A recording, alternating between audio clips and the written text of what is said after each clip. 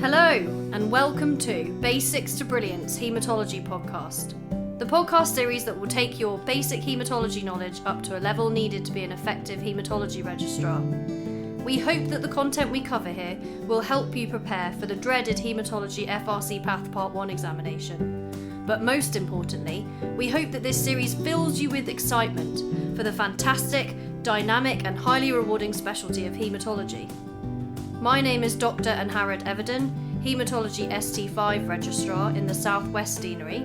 And my name's Dr. David Fazy, Haematology SHO, with aspirations to be a haemareg.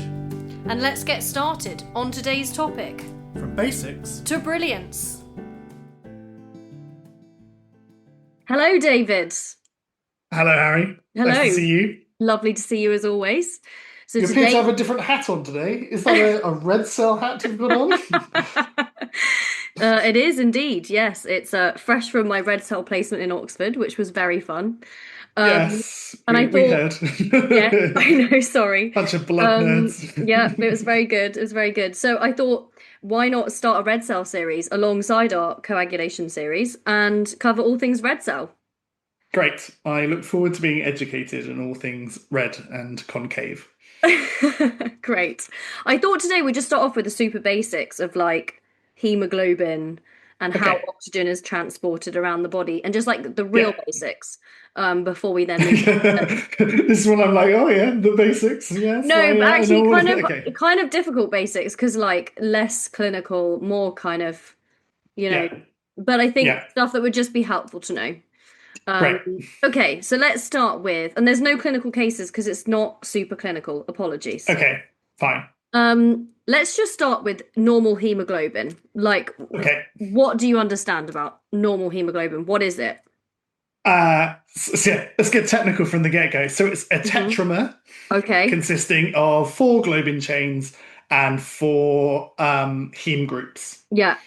And each heme group has an ion moiety, which can bind 1 oxygen molecule. So 1 hemoglobin molecule, which has 4 heme groups, can bind 4 oxygen molecules. Excellent. So yes, we must think about hemoglobin in terms of heme, which is your oxygen transport role, and that's, as you say, your ion-containing heme group, and then your globin, which is your polypeptide chain. And so that's hemoglobin. And the polypeptide chain, do you know what the kind of role of the globin part of it is? Obviously, the heme bit is to carry oxygen. What kind of things do you think globin is important for? I thought it's sort of there to facilitate the heme thing. Is it a protective kind of measure or something? Yeah, something like excellent. Yeah, so first role is that it protects the heme group from oxidation. So it protects the heme from water, essentially. The second thing that the globin bit does is it makes it soluble in blood. And because there's no point if it kept precipitating. Yeah. And the third thing is it permits variation in oxygen affinity. So, by affinity, we mean how well it's able to bind oxygen. And so that's really important that we can kind of dial up and dial down how well. Yeah. And it's kind of amazing. The more you think about hemoglobin, the more you're like, whoa, mind blown. This is such an incredible structure. I've heard it described as tense states and relaxed states. Okay. So when it's tense state, the sort of oxygen affinity is down, and when it's a relaxed state, it's sort of the oxygen affinity is up. Okay, I've never heard it referred to in that way, but that's quite nice. This may be me researching Americanism, so I may have wandered into wrong territory. But no, it sounds good. It sounds good. Yeah, and we'll come back to affinity later. So you've got your heme, which is for your oxygen transport, and then you've got your globin, which basically protects the heme, makes it soluble in blood, and permits a variation in oxygen affinity. And essentially you have a kind of internal hydrophobic area around the ion, which protects, therefore, water from being able to get in and oxidizing the ion, and then an outer hydrophilic layer so that it's soluble. And that's how the structure of the globin does then those roles, which is cool. So just to recap, how many heme groups are there in one hemoglobin molecule? There is 4 heme groups. Yeah, and how many polypeptide chains? There are 4 polypeptide chains. And how many oxygen molecules can a hemoglobin carry? 4. Excellent, brilliant. Okay, so let's move on to the transport of oxygen around the body. So, do you know the sort of ratio of oxygen bound versus dissolved in plasma? And the vast majority is bound. Yeah, I don't have a number. yeah, it's roughly 98%. Oh, so a real So, vast majority. yeah, Yeah, yeah, good and number. exactly. And then only 2% is dissolved in plasma. And Hmm. do you know the form that we have the Fe? Because the Fe can be 2 plus or 3 plus. Yeah, so it's a ferrous ion, isn't it? So it's Yeah, 2 plus. yeah, excellent. And so this ferrous 2 plus form can combine reversibly with oxygen, and we call that like taking up oxygen. Hmm. That's the oxygen carrying hemoglobin, which is different to that of oxidation. What do we mean by oxidation of the iron? So that would be moving it to an F3 plus, Yeah, FO3 exactly. plus. Yeah, The ferric form. yeah. And that is when it's oxidized into the ferric form with oxygen, it's less reversible. Okay. So that's not what we want the heme No, to be able to no. do. Yeah. Your And capacity would go down pretty swiftly, wouldn't it? exactly, exactly. And so when the iron in your heme moiety of your hemoglobin gets oxidized into the ferric 3 plus form, this is a less reversible reaction with oxygen, but it also makes this hemoglobin called methemoglobin. And we will revisit that later when, particularly when we're talking about oxidative hemolysis conditions, where you can Okay. see like methemoglobin precipitating things. So it's just useful to understand that. So you've got your Fe2 plus form, which is the form it should be in, which can combine reversibly with oxygen. And then you've got your ferric Fe3 plus form, which is not what you want to happen. Yeah. Okay, and then what about the transport of CO2 in comparison to oxygen? How is CO2 So I transported? thought that's majority of that's in the plasma. Yeah, exactly. So 85% is dissolved as carbonic acid in the plasma, and then 5% is dissolved gas or as carbonic acid. And then only 10% is hemoglobin bound. I was surprised to find any of the CO2 binds hemoglobin, but it can bind hemoglobin called reversible carbamation of the N-terminal groups of the alpha chains of hemoglobin. And actually Well, that we got deep quickly then, didn't I we? know, sorry. We'll come back to that. We'll come back to the alpha and beta Wow. chains. Sorry. But I've triggered essentially, you and you're I off. know, sorry. But essentially, CO2 is predominantly dissolved. Why do you Yeah. think we have developed and evolved to have this mechanism in which we carry oxygen around on hemoglobin, but we don't carry CO2 around in the same way? So, the main reason that we have hemoglobin is to greatly increase our ability to carry oxygen around our blood. Because we have evolved to live in an environment where it's 21% oxygen. We're not in 100% oxygen. So if we just allowed oxygen to enter our body at our lungs by diffusion alone, it would just be totally inadequate, which is why when somebody is really anemic, like a hemoglobin of 20, they die because they go in the dissolved oxygen that's in their blood is just insufficient amounts, and then they go into anaerobic respiration and then they essentially go into shock and die. And Delightful. I know, which the amazing thing about hemoglobin is it basically like sucks oxygen out of the air because it's this like high affinity, really wants to bind oxygen. And so it allows us to like grab more oxygen molecules at the lungs and retain it and just like exponentially increase the oxygen carrying capacity of our blood as a result. And that's essentially what's allowed us to evolve and live in a low oxygen environment, which is like, 21% environmental oxygen. Instead of an incredibly flammable environment. Yes. And I guess the other thing to say is that with Jehovah's Witnesses, for example, where, they've got a hemoglobin of 30 and you are in a situation where you cannot manipulate their hemoglobin, you can't make it go up, then sometimes what you can do in like ICU settings is put them in a hyperbaric oxygen chamber Mm. to essentially force the dissolved oxygen to go up because you can't change the bound oxygen. You can't change the hemoglobin. And so that's a very unphysiological situation in which you may not need so much hemoglobin as a result. But it really illustrates like what the whole reason we have hemoglobin for, along with some other causes. like the beauty of hemoglobin and how it's been designed and the way it can change affinity for oxygen is that we can control its release to where it is needed. For example, as the CO2 builds up and binds to the hemoglobin, it will basically facilitate unloading of oxygen at the tissues where there's loads of metabolism. So it's really, really cool. And then you can talk about the structure of hemoglobin in terms of primary, secondary, tertiary, and quaternary structure. Do you know what we're referring to here? Um, no. Oh yeah, no, I do. Yes, we're talking about sort of in proteins how they sort of how they fold and then they Yeah. become multiple subunits, and Yeah. then yeah, that's the quaternary structure, isn't it? When they're folded however many times, and then there's four units that come together. Yes. I've murdered the explanation, but it kind of in No. my head works. Yeah, yeah, you obviously know what it is. So the primary structure is the sequence of amino acids. Yes. The secondary structure is then the arrangement of the polypeptide globin chain into a helix. Yep. The tertiary structure is then the arrangement of the coiled globin chain into a three-dimensional structure with the heme containing pocket. And then the quaternary structure is how those four different globin chains interact. And That was so we much more should, elegant. Maybe I should have gone with that. well, I've also got my notes in front of me, which does help. Okay. um, As opposed to blagging it.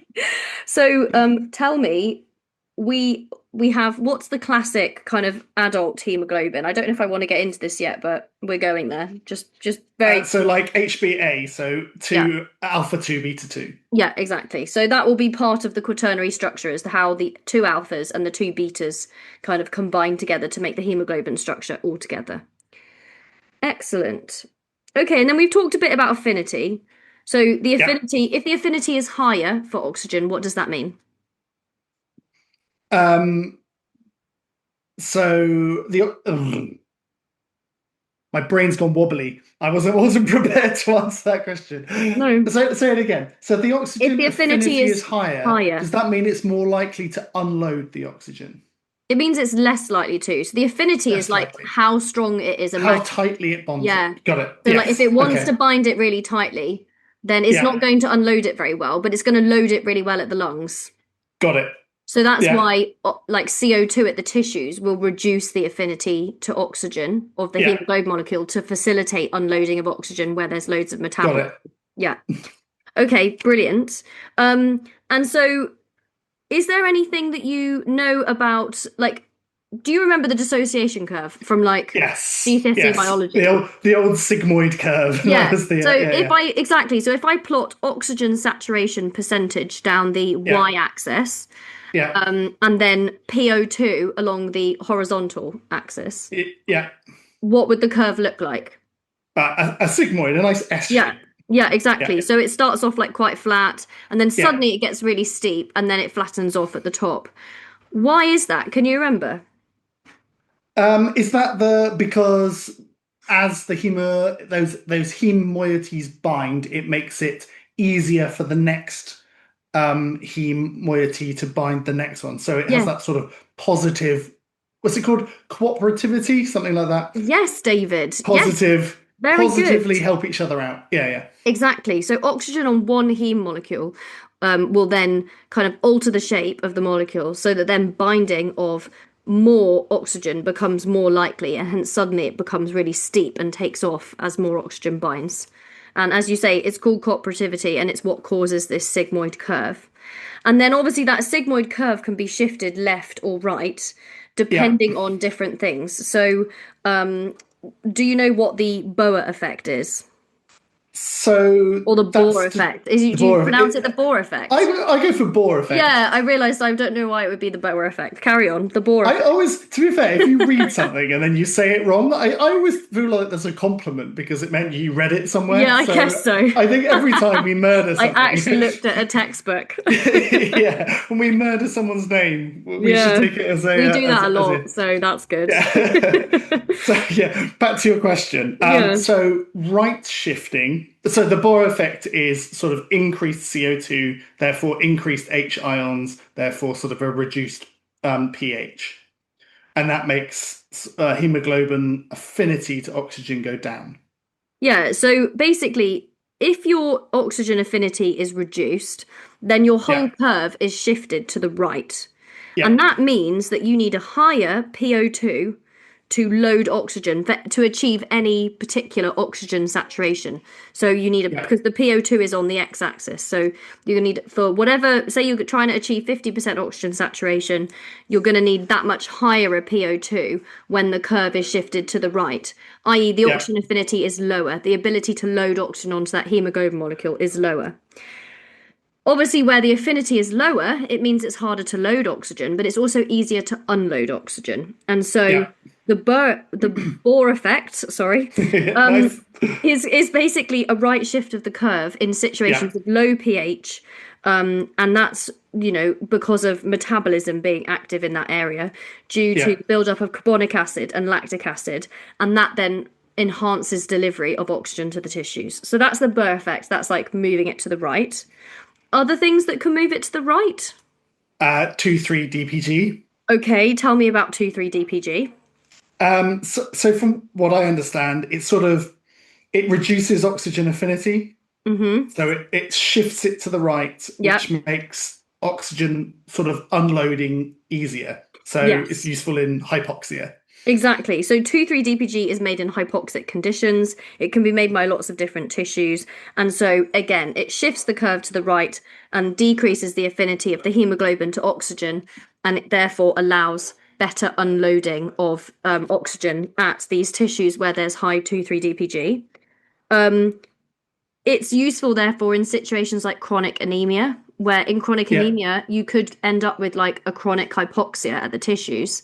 And then that, as a result, the tissues then make increased 2,3-DPG, which then shifts the hemoglobin to the right, and therefore it facilitates better unloading so that actually your tissues don't experience that much in Yeah. the way of hypoxia from being anemic, which It's is like one really of those cool. one. Yeah, it's one of those people you see on take, isn't it? Who's sitting quite comfortably with a hemoglobin of 40 something, and you're Yeah, like, what? yeah. I'd be unconscious on the Yeah. floor drooling. Yeah, Yeah. exactly. And that's the difference between someone who has an acute versus a chronic anemia. Because someone Yeah. who's had an acute bleed down to a hemoglobin of 50 is going to be on the floor. Trouble. Yeah. Exactly, but they've had when they've got a chronic anemia, they've had all this time to make all these adjustments. Like, I mean, there are obviously loads of adjustments, but for example, one of them being to the increased production of 2,3-DPG.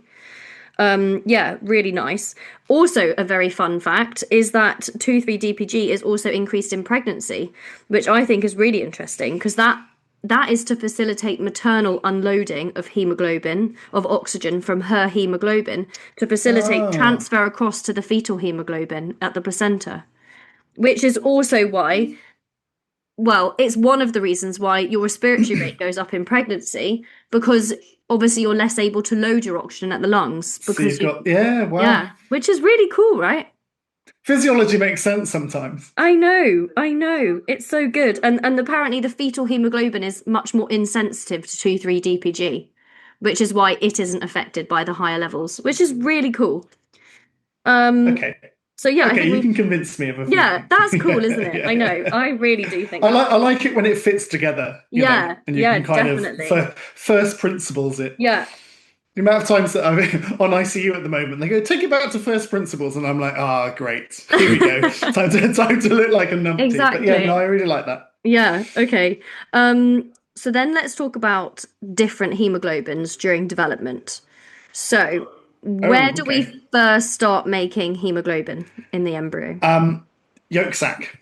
Yeah, very good. And do you know what hemoglobins we make then? Oh, absolutely not. I've got that. So, That's about all I know. yeah, that's fine. And to be honest, this is niche and not that useful information. But Gower 1, Gower 2, and Portland are your kind of three hemoglobins that you initially make from the yolk sac. Don't ask me too much about them, but they are your very early intrauterine life hemoglobins, and they're made of the chains zeta and epsilon, which we don't make as an adult. Okay. Okay. And then in the sixth week onwards, you then start making alpha, beta, and gamma chains. Okay. Okay. So, alpha, where do we see alpha chains? In adults, And I don't know, but I in don't know. intrauterine life as well. What I'm Okay. getting at is alpha chains are like irreplaceable. Once you get to like Fine. 6 weeks Okay. onwards and you start making alpha chains, you need alpha Yeah. chains because the Okay. zeta and epsilon are no longer a thing. And whatever hemoglobin you've got later on, it always requires an alpha chain, two alpha Okay. chains. Okay. So incompatible with life if Yeah, there's no exactly. alpha. Which is why when we Okay. do all our amazing thalassemias and we look at hydrops fetalis, that's Yeah. because you've literally lost. This is in alpha thalassemia. It's because you've lost all 4 genes that encode alpha chains. So Okay. you make no alpha chains. So it is literally incompatible with. So I yeah. mean, it is compatible now with being born because you can do intrauterine transfusions if you diagnose it early enough. But outside of that, like without any intervention, it's Yeah. not compatible Yeah. with life. So alpha is really, really important. And then you've Yeah. got beta. What does beta mean to you? So that's what we see in HbA, so the Yes, standard kind of hemoglobin that exactly. adults have. Yep, so that's your majority of adult hemoglobin. Good. And gamma? Gamma is fetal hemoglobin. Yes, exactly. So gamma hemoglobin starts being made from 6 weeks onwards and is the majority of your hemoglobin, even up to birth. And we only really switch over at about 6 weeks postpartum, postpartum, postnatal, which is when we start to switch over and beta goes up and takes over and gamma comes down. Okay. Nice. Yeah. Which is why a lot of these beta chain issues, like sickle cell disease or beta thalassemia, Mm. they may be missed at diagnosis if you're looking at a newborn, because the Yeah. majority of the hemoglobin in a normal newborn is still going to be HbF. And especially if your baby is then, preterm, then they're going to have even more of a higher percentage of HbF. They might not have even started making their faulty beta globin chains like in sickle cell disease, for example. And so you just might not detect any HbS at that point. And it doesn't mean that they don't have, the sickle genotype for their beta chains, but you're just not making enough yet. Okay. Yeah. Interesting. And we don't actually switch over completely from predominantly F to predominantly A until 3 to 6 months old. So that's when you start seeing the first issues from beta chain problems, whether that's thalassemia or a variant. Yeah. Nice. Okay, and then sort of 10 to 12 weeks of gestation, the liver and the spleen become the sites of red cell production. Yeah. And then much later on, then obviously the bone marrow becomes the primary site. Yeah. The only thing you really need to know about those early hemoglobins is that they have a very high affinity for oxygen. And why Which might they makes have sense. why does it make sense? Because they effectively want to be a parasite and steal it from the mother. Exactly. Yeah, exactly. Yeah, brilliant. So the predominant hemoglobin at birth is going to be 70% F, roughly, and 30% A.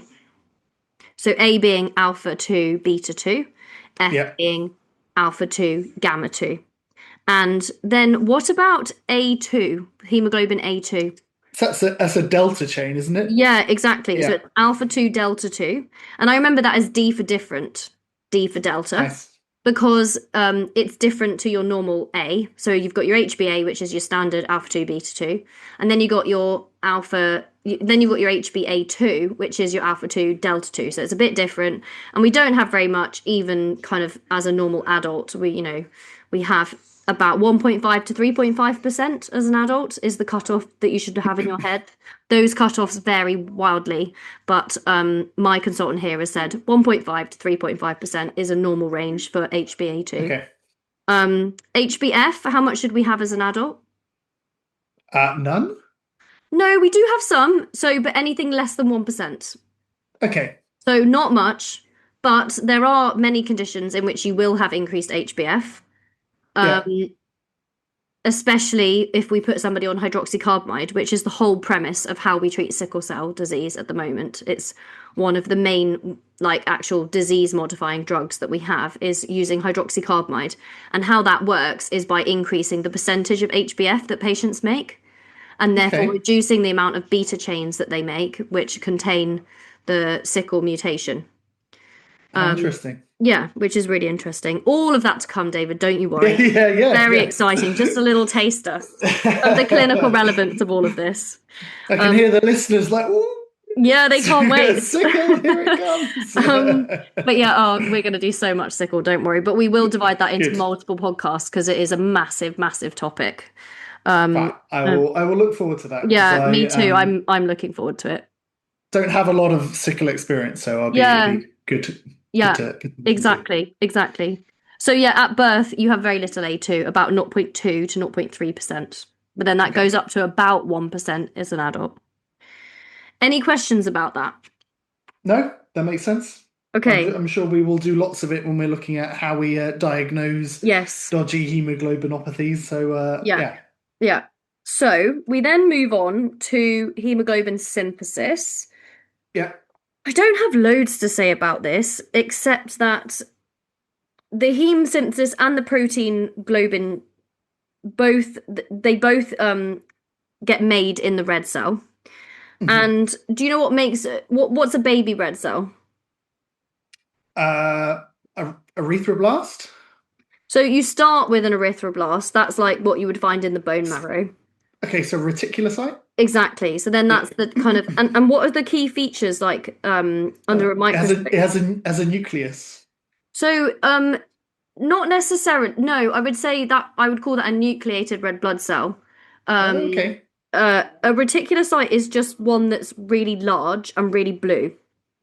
Okay. And it has, so they're big. They put the MCV up on your full blood Mm. count, and they're blue. We say that there's polychromasia when we look at a blood film where there's lots of reticulocytes, and it tells us that there's a high turnover of red cells, either due to bleeding or hemolysis, basically.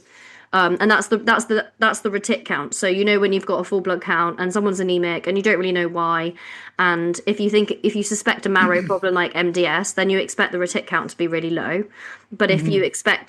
if you think that they might be bleeding or have hemolysis, then often the retic count will be high to compensate, and it shows that it's not a bone marrow production issue; it's a loss issue of red cells, like Okay. peripherally, if So that they makes sense. sometimes do, is it the MCHR3 or something like that?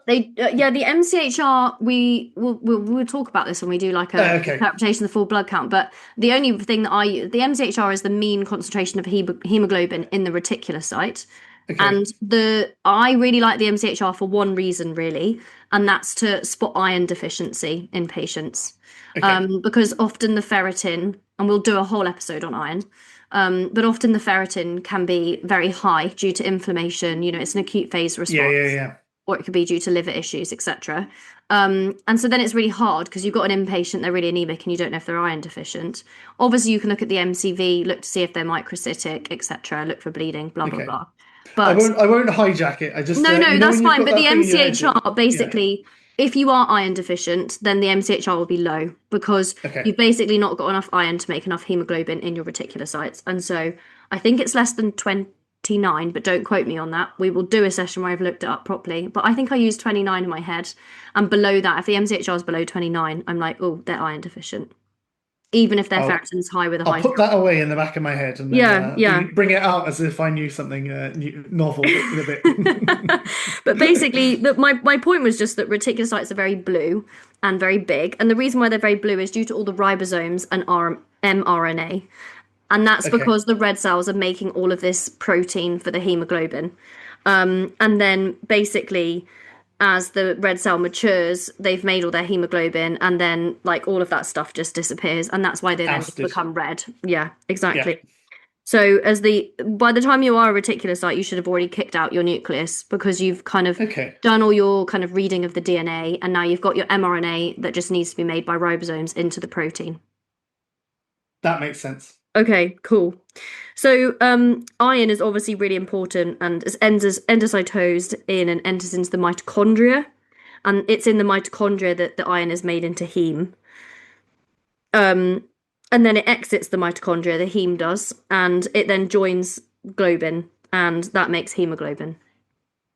I'm Yeah. I'm just mentioning this iron going in and out of the mitochondria because this later on will become relevant when we talk about sideroblastic anemia and Yeah. ring sideroblasts. So yeah. Okay, lovely. And then what about post-translational modifications? Do you know of any kind of changes that we make to our hemoglobin in the red cells once it's been sort of transcribed and made into a protein? So inside, oh, I don't know. Because I guess if you've got no nucleus, you aren't. So the only post-translational thing I know of is Mm. glycosylation. Yeah, You know, excellent. I we mean, get that's, HbA1c is the yeah, only, yeah. yeah, exactly. So there's actually HbA1a to E, Oh, but we look at HbA1c in diabetes. yeah. And yeah, it's basically glycosylation of the hemoglobin from just being exposed to sugar. And so obviously it's therefore a good measure of your blood sugar over a number of months for diabetic patients. But it's interesting to think about the HbA1c, like because it's actually done using HPLC or similar techniques that we use for looking for hemoglobinopathies.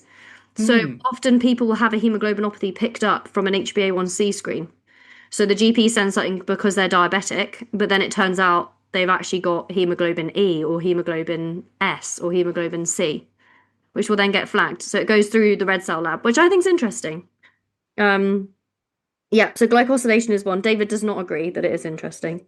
It is interesting. It is I was gonna interesting. say Okay, fine. I'll make it it probably interesting. it probably increases your throughput quite a lot if you've Okay, got well, all the diabetic blood okay, samples yes. Okay, sticking through the fine. I'll lab. make it interesting for you then, David. So, Okay. in a situation of someone who's got hemolytic anemia, Yeah. what impact is that going to have on somebody's HbA1c if they're diabetic for monitoring? So it'll reduce it because the red cells won't be around long enough to be fully glycosylated. Excellent. So it is So interesting. so we can fix diabetes by giving No, them some kind of hemolytic anemia. Got it. well, I'm just gonna yes, scribble on that down in my paper. notes. No, it I'm gonna means be that rich. it means that they have to use fructosamine to look at longer term glucose measures rather than Okay. glycosylation of the hemoglobin. See, that is interesting. And what's the normal lifespan of a red cell? 120 days. Yeah, very good, very good. Can't catch them out today. Okay, Um, okay, yeah. On the damn, basic stuff, what else am I gonna do? I'm just about average. It's okay. And yeah, the other thing I guess is carbon monoxide, which can cause carboxyhemoglobin, which normal range is anywhere between 0.2 and 0.8%, but can go up to 10 to 15% in a smoker. In fact, my carbon monoxide the other day was really high on testing on one of those little blowing things because I'd sat in the car of a ferry and because everyone's engines were left on. I was like, should I be alarmed that my carbon monoxide's really high? She was like, no, it's just because you got the Tor Point ferry. I was like, right, okay. I am quite Yeah, alarmed I'm sure now that's still. perfectly helpful, Yeah, exactly. I'm sure perfectly that's healthy for healthy. me. Yeah, I know. Okay, great. So then let's just talk about finally a brief overview of red cell disorders. So Yeah. what I want to talk about here is what is the major difference? Because I did not know the difference between all this terminology, and I think some people still use it quite interchangeably. Like I like to talk about things in terms of red cell disorders, and then divide that into thalassemias and hemoglobinopathies. Some people use the term hemoglobinopathy to mean red cell disorders, but like really hemoglobinopathy is a opathy, a problem with your hemoglobin, like a variant hemoglobin issue. Sorry, I'm giving the answer away. Tell me the difference between thalassemia and hemoglobinopathy. Yeah. I've had a clue recently. Sorry. So from what I understand, thalassemia is a Hmm. reduced chain production. So it is a Yeah. quantitative problem, Yes. while a hemoglobinopathy is a structural problem. So it's a qualitative problem. Yes. Brilliant. Yes, exactly. So a thalassemia arises due to an unequal rate of synthesis of a chain. So that could be, for example, in alpha thalassemia, where you're not making enough alpha chains. And where does the toxicity come from in thalassemias? Is it from the chain that you're not making enough of, or is it of the chain that you are making enough of? It's too much, isn't it? I think, isn't it? Yeah. Is it the alpha chains are the bad ones? Well, it depends on the thalassemia, but Okay. basically the toxicity in thalassemia, paradoxically, because I would have thought, oh, well, if you've got alpha thalassemia, it means you're not making enough alpha chains, and then clearly that's why you're sick because you've not got enough alpha chains, Mm. right? But actually, it's then what happens to the beta chains that are left unpaired and they become toxic. So Oh, the I didn't know that. toxicity, yeah, the toxicity in all thalassemias is really caused by the toxicity of unpaired chains. So in alpha thalassemia, it's the beta chains that are toxic, and in beta thalassemia, it's the alpha chains that are toxic. And Gotcha. yeah, so we generally, that generally explains, in alpha thalassemia, we will come on to all the thalassemias, but generally Yeah, speaking, if I had to pick a thalassemia, which is a weird thing to say, but yeah. if I had to pick one to have for myself, I would Yes. much prefer to have an alpha thalassemia than a Yeah. beta thalassemia. And the reason why is because so alpha thalassemia, you've got your four normal alpha genes. Yeah. And then when you knock one out, you're literally just a trait. And when you knock two out, it still doesn't really matter. And when you knock three out, you get what's called hemoglobin H disease, where your spare beta globin chains become tetramers called hemoglobin H, which is obviously not a useful hemoglobin. Mm. But even when you've lost three of your alpha genes and you've only got one alpha gene left, in hemoglobin H disease, you can often have a pretty near normal HB, or at least like the majority are not transfusion dependent, or a good amount are not transfusion dependent, which I think is so crazy when you've only got one out of four genes that are still working. Yeah. And it's because those beta chains are that are accumulating are like they form tetramers, so they form like stable structures which almost make them less toxic. So the damage to red cells kind of occurs almost slightly later on, not in the bone marrow stage where you're trying to make red Uh, cells early on in the bone marrow, but kind of later on. And that's sort of also reflected in the blood film, where a blood film of an alpha thalassemia is like slightly less extreme than that of a beta thalassemia. With a beta thalassemia, you have alpha chains that are left over, and they don't tetramer or dimerize or do anything on their own. The alpha chains are just toxic. And so the toxicity literally occurs like from inside the bone marrow. So you get on the blood film like lots of nucleated red blood cells and like a real stressed marrow picture, dyserythropoietic picture. Don't get me wrong, they're both dyserythropoietic conditions, which, do we know what that term means? Dyserythropoiesis? so I guess erythropoiesis is making red blood cells, and Mm-hmm. dis means broken or abnormal. So Exactly. Yeah. yeah. So it just refers to any problem of making red cells. And it has specific significance because people with dyserythropoiesis are at risk of iron overload later on in life. And that's one of the major challenges of looking after these patients.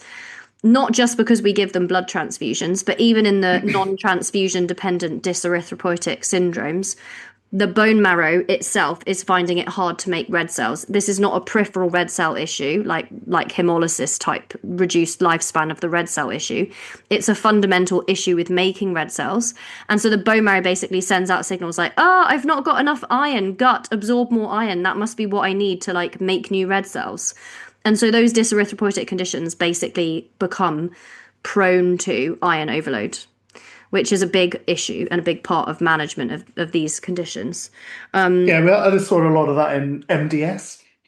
Yes, yeah, but in MDS, yeah, I guess so. But in MDS, it probably is more because of us Transfusions. using Yeah, them, yeah, especially because MDS in a very young person is either going to be transplanted or they're just not going to live long enough to see the effects of iron yeah. overload, if that makes sense. But it's more the kind of diamond blackfan anemia or, these other things that you've probably never heard of yet, but will soon love and adore. And no, Amy Roy's going to do us a teaching session on those rare inherited anemias, which will be fun. Speak to your friendly consultant. Yeah, got Yes, exactly. It's it. going to be great. So basically in thalassemia, the issue is a rate of synthesis of one of your chains. So there's unequal production of your chains, and it is the buildup of the chain that doesn't get a partner that becomes the issue, not the rate limiting chain, if that makes sense. Yeah, that's new to me. Yeah, So yeah, it that's useful. yeah, it was new to me as well. So that is thalassemia, and you can spot a thalassemia on the full blood count. Do you know what you see on the full blood count indices to be thinking, could this be a thalassemia? Microcytosis and Yeah, anemia. yeah, exactly. So they can be anemic, but not always, because traits may not be anemic. But they are microcytic, so low MCV less than 80, often down to like 50, 60. But then how do you distinguish that from iron deficiency? do you do an iron saturation and Well, go, oh, you can yeah, do a ferritin, but yeah. that may or may not help you. Let's say you don't have ferritin. We're just talking about the full blood count because you can spot a thal on a full blood count. I don't Or know. so it's basically in iron deficiency, your red blood cell count, so the number of red blood cells that you make, is reduced because you don't have enough iron to make red blood cells, and that's the issue in iron deficiency. In thalassemia, your red cells that you're making are small because you're not making enough hemoglobin, and there's an issue. It's a dyserythropoietic syndrome, as we've just said. Hmm. But you're making lots of red blood cells. They're So just your not very RBC good. count's fine. I got you. Yeah, Yeah. so when you see a low MCV with a high red blood cell Hemoglobin. count, Yeah. where they're trying to compensate, and that's often how they maintain a normal hemoglobin because Yeah. they've got a low MCV but a high red blood cell count, so their hemoglobin remains kind of stable. So that is how you spot a thalassemia on a full blood count. You don't need anything else. Obviously, you then do ferritin, etc. Yeah. But that's your clue. And so that's the first thing. Whenever I look at any red cell disorder, I'm like, right, look at the full blood count. What does it tell me? Does it look like it's got thalassemic indices or not? Yes or no? Okay. Okay. And then what Yeah. about a hemoglobinopathy? You said was a variant. What do you mean Yeah. by a variant hemoglobin problem? So so it's a structural abnormality. So it's a Hmm. qualitative problem. So that's Yeah. where you see those HBSs and HBCs. So Yeah. they are different. They are not from the normal chains that Yes. we've talked about earlier. Exactly. So instead of it being a production issue, a ratio of alpha to beta, instead the issue is that you're making beta and alpha the same amount as you normally would, but the beta have acquired a mutation that now means that that globin chain has a different property that it shouldn't normally have. For example, in low oxygen saturations, it will become insoluble and precipitate out and or whatever it is. And so the issue is therefore much more of a peripheral blood disorder and whatever consequences that has. So in sickle cell disease, the fact that the red cells can sickle and then that can cause painful crises and blockage of blood vessels, etc. And it becomes a very like multi-organ problem because of like essentially peripheral hemolysis rather than a inherent bone marrow problem. Like the bone marrow is kicking out red cells fine and they can carry oxygen around fine, but then the new properties that variant hemoglobin has gained is often what is the issue, and in particular, sickling is a big problem clinically. And so that's why. So these are the ones that are detected using HPLC. So there may not be much of the way in the clue in the full blood count. So this is where we do HPLC or like capillary electrophoresis and all these other really cool tests which we're going to learn about, where you can basically separate out the different hemoglobin molecules to identify variants. And it's also the test if you ever detect a variant hemoglobin, you always go on and do a sickle solubility test, which is where you basically look to see whether the variant hemoglobin that you have discovered is able to sickle or not. And that's important clinically, especially if someone's about to go for a major operation or something. Yeah. So yeah, and so iron is less of an issue in hemoglobinopathy variant hemoglobins because it's not a dyserythropoietic problem. So the bone marrow is not sending signals to say gut absorb more iron. And they're often normocytic.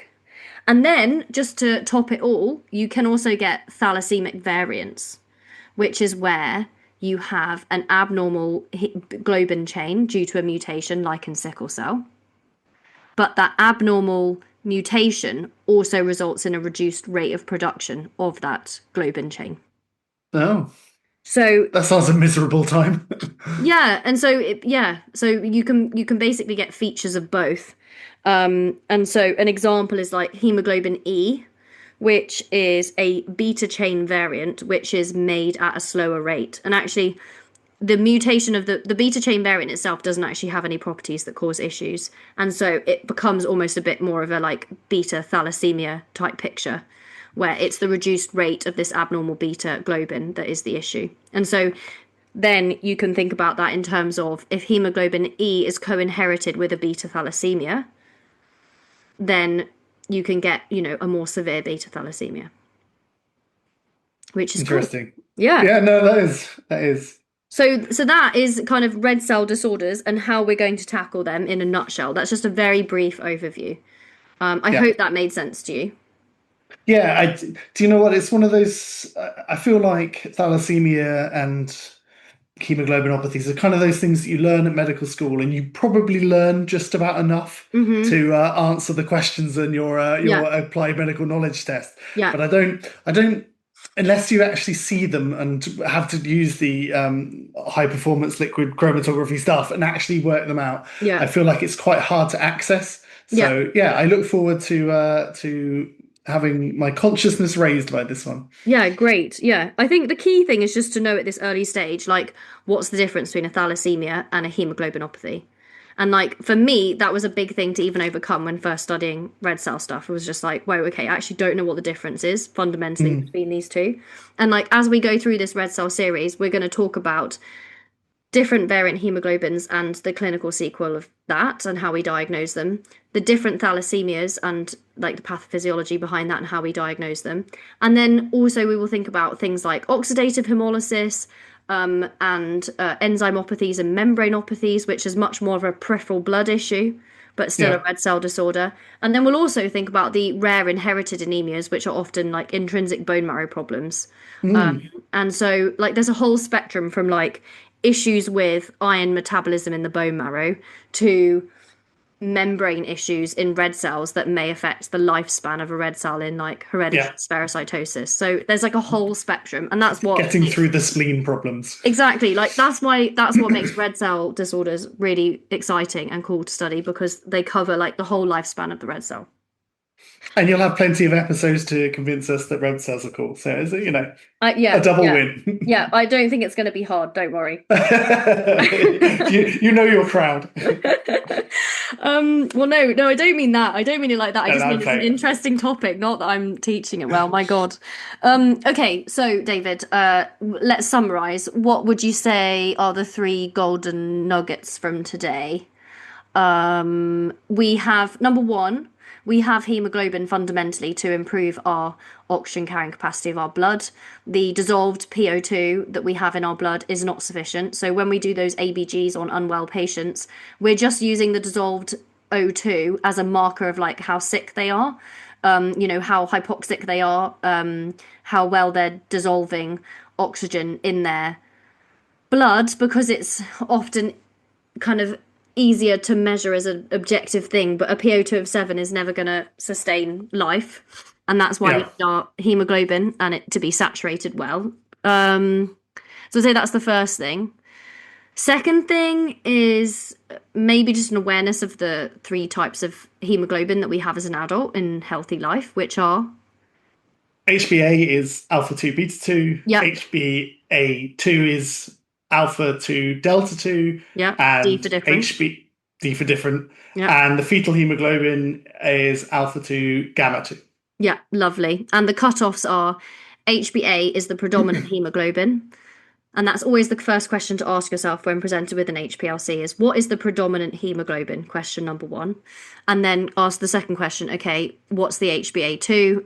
It should be between 1.5 and 3.5%, and the HbF should be less than 1%. Good. And then maybe the third golden nugget is the difference between thalassemias and hemoglobinopathies, I guess, Yeah. which is that a thalassemia is a problem with production of alpha chains versus beta chains.